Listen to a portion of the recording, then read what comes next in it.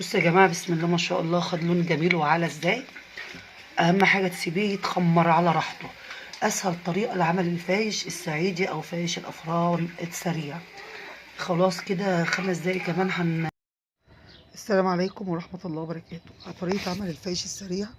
المقادير معلش اتحذفت مني المقادير وانا بنصوره. كيلو دقيق، عليه كوباية لبن، عليه باكو أو بيكنج باودر أو معلقة كبيرة بيكنج باودر، وباكو خميرة فورية أو معلقة خميرة فورية. بطريقة سهلة جدا. 4 معالق سمسم، وربع كوباية سكر، و3 معالق كركم أو حسب ما يديك اللون الأصفر الجميل ده. أنا بوريكم هنا إن العجينة جميلة إزاي. بتعجني بقى عادي، يعني نفس طريقة العجين العادي بتاعت القرص. هنحط كوباية الدقيق عفوا، معلش كوباية اللبن، عليها ربع كوباية السكر، عليها الخميرة الفورية، وقلبيهم مع بعض وسيبيهم ويكون اللبن دافئ. تحطيهم مع بعض عبال ما تحطي الدقيق، عليه معلقة البيكنج باودر، وذرة ملح صغيرة، 4 معالق سمسم، معلقتين كبار كركم أو 3 حسب ما يديك اللون بتاعك. الخميرة هتخمر، وكوباية إلا ربع زيت. وتحطي تكملي معلقتين سمنة على الكوباية. يعني كوباية إلا ربع زيت وتكملي بقية الكوباية سمنة، ماشي. او عايزه تعمليها بزيت خالص مفيش مشكله. انا عجنتها، بصوا دي كده كانت خمرت. تعجنيها وتبسيها، تخليها لينه، عجينه لينه، وتبسيها بتبقى جميله. خلاص انا عجنتها وسبتها خمرت كده. بعد ما خمرت بنقطعها زي الرغيف الفينو كده، وتسيبيها تريح خالص. ما بترتاح منك بتبقى جميله كده وتهل. هنا بنعملها بطريقه الرغيف الفينو بالسريع او النشابه زي ما بيقولوا كده. بتفرديها جميله جدا. بس العجينه طريه، العجينه تكون لينه معانا يا حبايبي، تكون لينه، ماشي، ما تبقاش يابسه، ماشي كده. بتفرديها، تعمليها بقى رول زي الرغيف الفينو. دي طريقه من الطرق. والطريقه التانيه زي ما انت شفتيها اللي هي المثلثات دي، او بتقطعيها وتفرديها كده زي المثلث بس وتسيبها تخمر. وهنوريكم هنعمله بقيتها ازاي. بصوا العجينه معايا بتفرد ازاي ما شاء الله. كل ما تريحي العجين كل ما تديكي نتيجه احسن. بتعملي فطير ولا انا ايه؟ ببرمها اهوت زي رغيف الفينو. سهله جدا. الفايش السريع ده سهل جدا، او فايش الافران. مع كوبايه الشاي يا جماعه بتفرق جميله جدا. الصبح هتاخديها كده، هو بيبقى ناشف ومقرمش، وهنوريكم ازاي. خليكم معايا، هنشفوه ازاي ونقطعوه ازاي. بيبقى جميل جدا جدا. وعلى نشفان وتسافت ما بتحطيه في كوبايه الشاي بلبن، او الشاي او كوبايه لبن، بيبقى تحفه. خلاص انا برمته زي الرغيف اهوت. معلش انا كنت بصور بايد واحده، يعني ماسكه الموبايل بايد وبصور بالايد التانيه، ماشي. والباقي حطيته رصيته في الصاج. خلاص هنفرده شويه وخمر. بنفرده فرده بسيطه نص سنتي، يعني ما تخلوش عالي قوي وما تخلوش يعني رقيق كده. بنوريكم الرغيف اهوت كده الطريقه العاديه. عادي بتقطعيه مثلثات وبتفرديه وبتسيبيه ويخمر، بتبططي عليه حاجه بسيطه، ماشي. خلاص ولونه بيبقى اصفر كركم، تحفه تحفه زي الافران بالظبط. وبجد هيفرق معاكي في النظافه وفي الطعم وفي الكميه. يعني ده كيلو بس عمل لنا كميه، ده لسه هتشوفوه كميته قد ايه. بنوريكم هنا ان هو سنتي بس. وبعد كده بصوا يا جماعه، بسم الله ما شاء الله، خد لون جميل وعلى ازاي. اهم حاجه تسيبيه يتخمر على راحته. اسهل طريقه لعمل الفايش الصعيدي او فايش الافران السريع. خلاص كده 5 دقايق كمان هنطلعه، وهسيبه خالص بقى لما يبرد، وهنشوف هنقطعه ازاي. كملوا معايا الفيديو. بصوا يا جماعه الجمال، بصوا لونه ما شاء الله. بصوا، سيبته لما برد، طلعناه من الفرن. اول ما خد وش من فوق على درجه حراره 200، ماشي.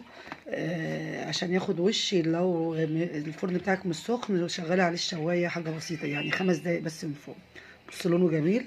وخلاص لازم تقطعيه وهو بارد، ما تقطعوش وهو سخن. يلا نسمو بسم الله الرحمن الرحيم، ويلا نقطعه ونشوف الخطوه اللي بعد كده عشان يطلع لنا الفايش.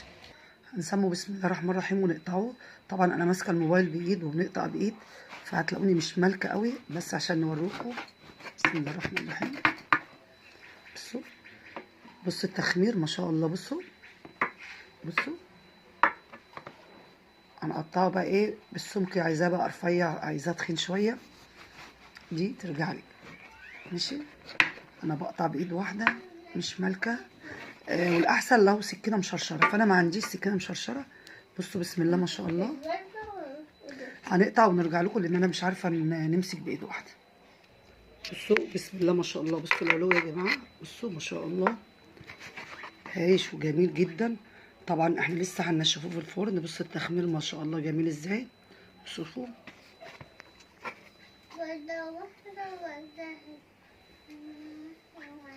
طبعا بايد واحده، فعايزه زي ما قلت لكم يستحسن سكينه مشرشره ولازم يكون بارد.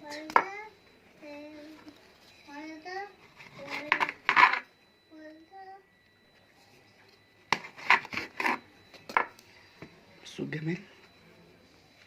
بصوا طبعا هو لسه طري. المرحله الاخيره برضو هنعملوها سوا باذن الله. بجد طريقه الفايش دوت سهله جدا جدا جدا. الفايش الصعيدي هنشوفوا الخميره بتاعته والدنيا كانت ايه. خليكم معايا لاخر الفيديو.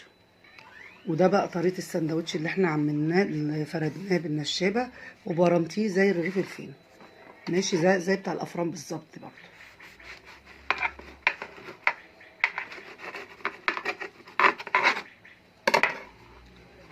بصوا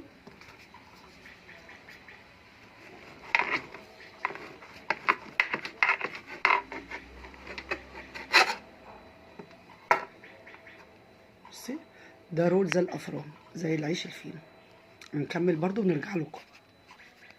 هنرصه بقى كده على ظهره.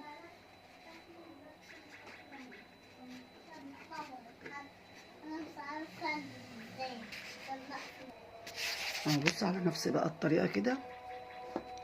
هنرصه على ظهره وعلى فرن على درجه حراره 150، فرن هادي لمده ساعه في البوتاجاز على اللي في النص، على العرصه اللي في النص. تمام كده. هنشوفوه بقى كده. هنكمل معاكم لما نطلعه باذن الله. هنوريكم بعد ما يبقى ناشف ويبقى هو ده الفايش الصعيدي. خليكم معايا لاخر مرحله. بصوا يا جماعه الفايش بعد ما دخلته الفرن ونشف بسم الله ما شاء الله. بصوا لونه، بصوا خفيف ازاي. بصوا تعالوا نقسم واحده مع بعض. بصوا بصوا فايش ده ولا مش فايش؟ ده فايش السعيد كده. طريقه جميله، طريقته سهله جدا. كيلو دقيق عليه كوبايه الا ربع زيت على سمنه، كيسه خميره فوريه او معلقه، معلقه بيكنج باودر، سمسم بيخليه في ناحيه تانية خالص. يا سلام لو تغلي اللبن، كوبايه اللبن وتحطي عليها السمسم وتسيبها شويه. هو في الصعيد الفايش الاصلي الخميره بتاعته بالسمسم. بيخمروا السمسم لمده 12 ساعه، بيحطوه في برطمان ازاز ويحطوا عليه لبن مغلي مغلي مغلي ويغطوا عليه لمده 12 ساعه. هي دي الخميره بتاعت الفايش، بس احنا عاملينه بطريقه سريعه بالخميره بتاعتنا الفوريه. تمام. بس انا حبيت نعمل ماكس بين الطريقه السعوديه والطريقه بتاعتنا بتاعت الافران. اللي انا خليت كوبايه اللبن مغليه، حطيت عليها السمسم وسبتهم شويه، لما هدى شويه وبقى اللبن فاتر حطيت الخميره بتاعتي وحطيت ربع كوبايه سكر.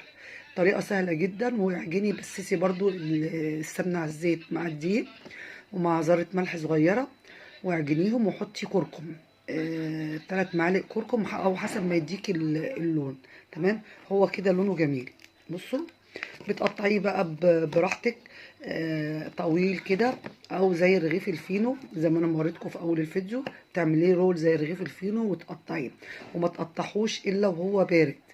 يعني انت هتعمليه مستطيل وتسيبيه يخمر. اهم حاجه التخمير. اول مره تخمريه العجينه التاني لما تخمر، تاني مره لما بتعمليه مستطيلات تسيبيه برضو لما يخمر كمان مره، وبعد كده تدخليه على شكل مستطيل زي ما هتشوفي في اول الفيديو. لما يستوي خالص ويدينا اللون الجميل بتستني لما بيبرد، بتطلعيه من الفرن ويبرد وتقطعيه بالمنظر ده وتدخليه الفرن تاني. بصوا سامعين صوت القرمشه بالشاي ده بقى وسقسقي جميل جدا. اتمنى يكون الفيديو عجبكم. فيديو بسيط لونه جميل جدا. السلام عليكم ورحمه الله وبركاته. ما تنسوش اللايك.